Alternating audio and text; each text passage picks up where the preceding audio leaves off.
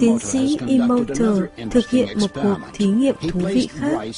Ông cho cơm vào 3 hũ thủy tinh và đổ nước vào.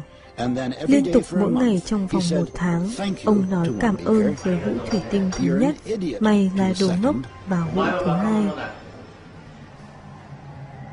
Và hũ thứ 3, ông hoàn toàn không làm gì cả.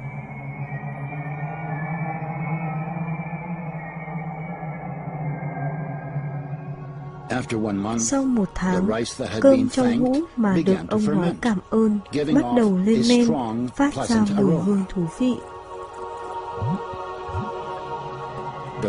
Cơm trong hũ thứ 2 chuyển sang đen. Còn cơm trong hũ không làm gì cả, bắt đầu thối rữa. Tiến sĩ Emoter nghĩ rằng cuộc thí nghiệm này đã cho chúng ta một bài học quan trọng, nhất là về việc chúng ta đối đãi như thế nào với con cái.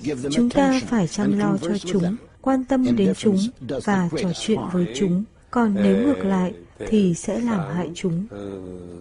Dreamy story, but almost.